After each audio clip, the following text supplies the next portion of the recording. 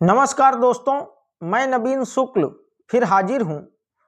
प्रयागराज में हुए एक नाबालिग लड़की 11वीं की छात्रा साक्षी यादव की हत्या की पूरी इनसाइड स्टोरी लेकर।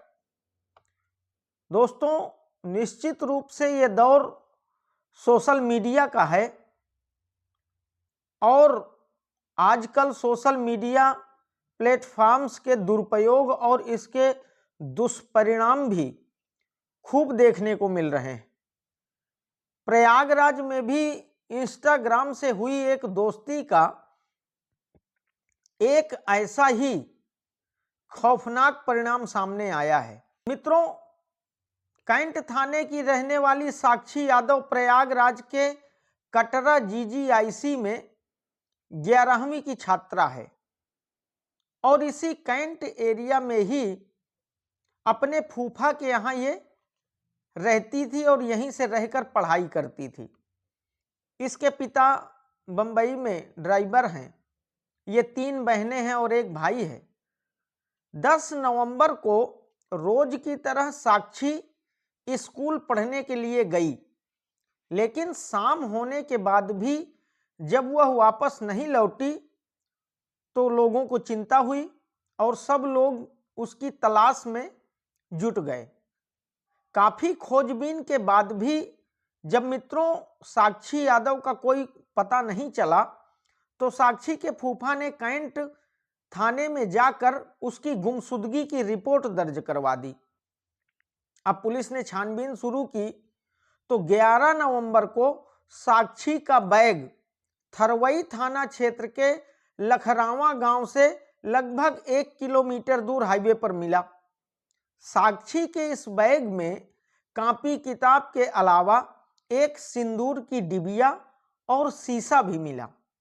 सिंदूर की डिबिया मिलने से पुलिस को शक हुआ कि शायद यह कोई प्रेम प्रसंग जैसा मैटर है और ये शादी करके किसी के साथ चली गई होगी। साक्षी यादव का फोन जब चेक किया गया तो उसके इंस्टाग्राम चैटिंग को देखकर भी यही महसूस हो रहा था कि यह शायद किसी युवक के साथ चली गई है। फूफा ने यह भी बताया मित्रों कि इसके जाने के बाद जब उन्होंने घर में अपनी अलमारी चेक की तो अलमारी से उनकी वाइफ की अंगूठी, चैन, कुल मिलाकर 7 तोला 8 तोला सोना और 80,000 90,000 रुपए भी गायब हैं। यह सब जानने के बाद मित्रों पुलिस ने भी सोचा कि वो किसी के साथ चली गई है, सारी जेवर पैसा रुपया लेकर। सिंदूर की डिबिया है तो शादी कर ली होगी मंदिर में और चली गई होगी। तो पुलिस ने भी साक्षी यादव की तलाश में कोई बहुत तत्परता नहीं दिखाई, लेकिन 15 नवंबर को थरवई थाना क्षेत्र के लखरावा गांव में नदी के पास बाग में पेड़ के नीचे से एक युवती का शव बरामद हुआ। दरअसल इसी गांव के कुछ लड़के बाग की तरफ टहल रहे थे, तभी उनकी नजर 2 कुत्तों पर पड़ी, जिनमें एक कुत्ते के मुंह में आदमी का कान था और दूसरे के मुंह में कुछ बड़े बड़े बालों जैसी चीज थी। अब ये सब देखकर वो लड़के चौंक पड़े।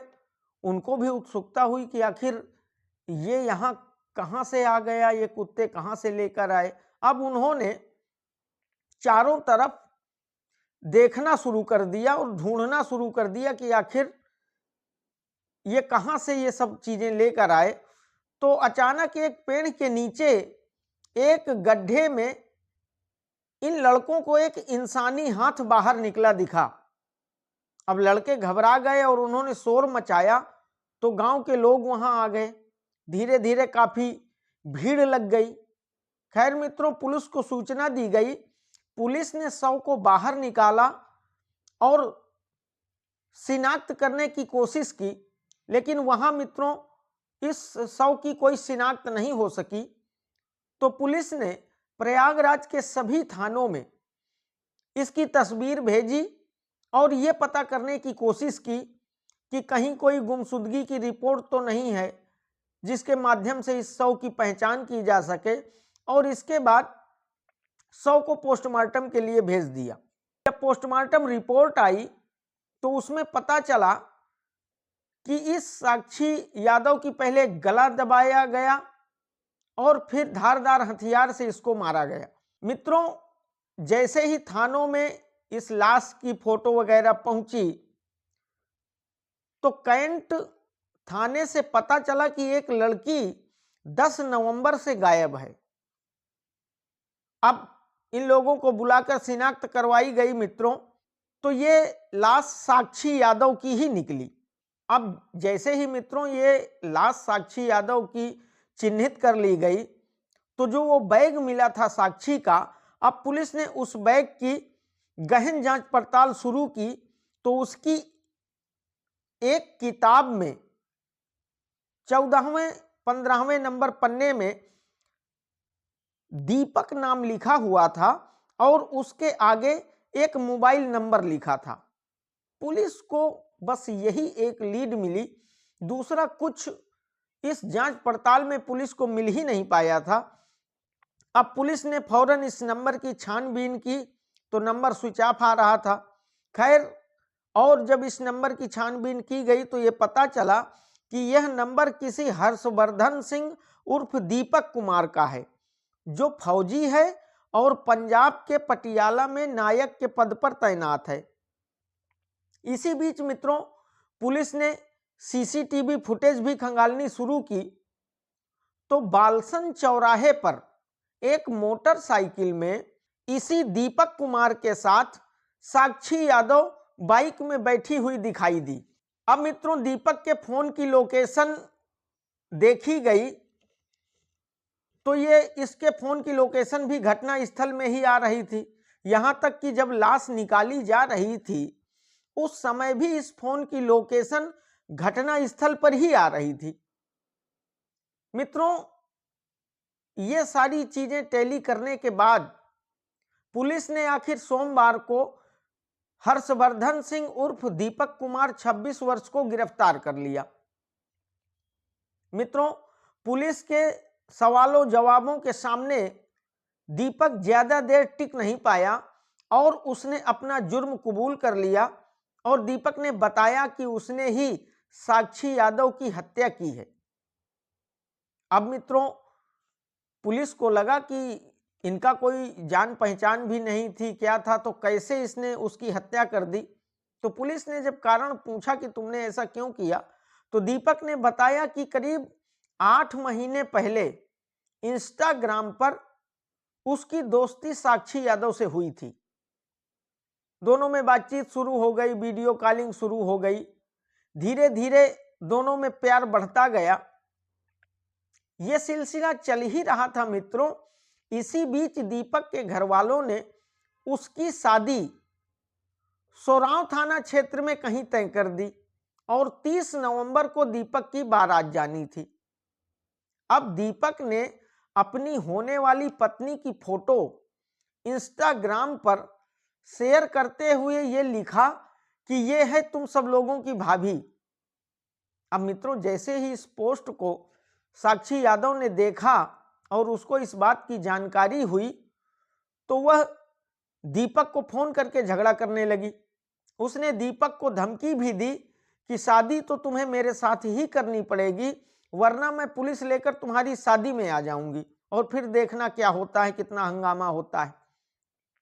मित्रों, इस बात से दीपक डर गया। उसे लगा कि अगर साक्षी पुलिस लेकर उसकी शादी में पहुंच गई तो सारे रिश्तेदारों के सामने, पूरे समाज के सामने उसके पूरे परिवार की बड़ी बेइज्जती हो जाएगी।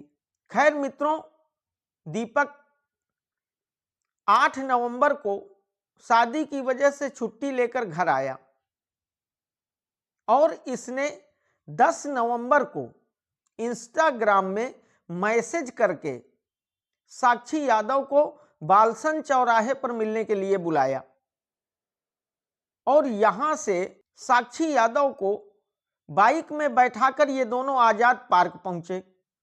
3-4 घंटे मित्रों इन लोगों ने आजाद पार्क में बिताया।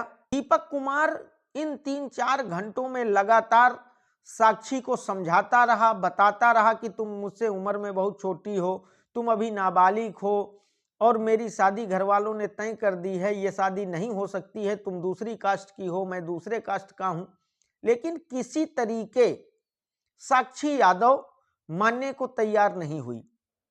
आखिरकार आजाद पार्क से निकलकर ये दोनों भारद्वाज पार्क गए। वहां भी घंटों दीपक साक्षी को समझाता रहा, लेकिन साक्षी किसी शर्त पर मानने को तैयार नहीं हुई और उसने कहा शादी तो तुमको मुझसे ही करनी पड़ेगी और अब तुम इस शादी को तुरंत मना करो। दीपक ने जब समझा कि अब इससे जान छुटाना आसान नहीं है, तो उसने साक्षी को झांसे में लिया और कहा कि चलो मैं पहले तुम्हें अपने घर ले चलता हूं, अपने घर वालों से मिलाता हूं और इसके बाद वहीं बाग में एक मंदिर बना हुआ है, वहीं हम दोनों लोग शादी कर लेंगे। अब मित्रों, दीपक साक्षी को लेकर अपने गांव की तरफ चला गया और बाग में ले जाकर दूर से इसने उसे मंदिर दिखाया कि वो है मंदिर, यही हम लोग शादी करेंगे। और इसके बाद ये दोनों बाग की तरफ चले गए और मौका देखते ही दीपक ने साक्षी की गला दबाकर हत्या कर दी। और इसके बाद जो ये चाकू लेकर आया था, दरअसल मित्रों इसने छुट्टी आने से पहले ही ये प्लान बना लिया था कि अगर साक्षी नहीं मानी तो ये उसको खत्म कर देगा। इसी वजह से ये अपने बैग में पहले से ही चाकू डालकर लाया था और उसी चाकू से इसने साक्षी पर 7 वार किए और फिर साक्षी के दुपट्टे से ही उसके पैर बांधे और इसके बाद ये मंदिर में गया। इसको पता था कि मंदिर में कहाँ फावड़ा रखा है, ये कैसे किस तरीके जाएगा तो कोई इसको देख नहीं पाएगा। ये मंदिर गया, वहां से फावड़ा लिया और एक गड्ढा खोदा और फिर उसी गड्ढे में साक्षी को दफन कर दिया और बड़े आराम से मित्रों अपने घर चला गया। वो तो गांव के कुत्तों ने उस गड्ढे से खोदकर लाश को बाहर निकाल दिया, इसलिए ये पूरा मामला खुल गया मित्रों। वरना दीपक ने तो अपने मोबाइल का इंस्टाग्राम भी डिलीट कर दिया था, उसे फॉर्मेट भी कर दिया था। यूट्यूब से एक वीडियो देखकर वो पूरी तरीके सारे सबूत मिटाना चाहता था और उसने मिटा भी दिया था। अगर साक्षी ने अपने उस किताब के ऊपर छोटे छोटे शब्दों में उसका मोबाइल नंबर और उसका नाम न लिखा होता तो इस हत्या के हत्यारे को कतई पता ही नहीं किया जा सकता था।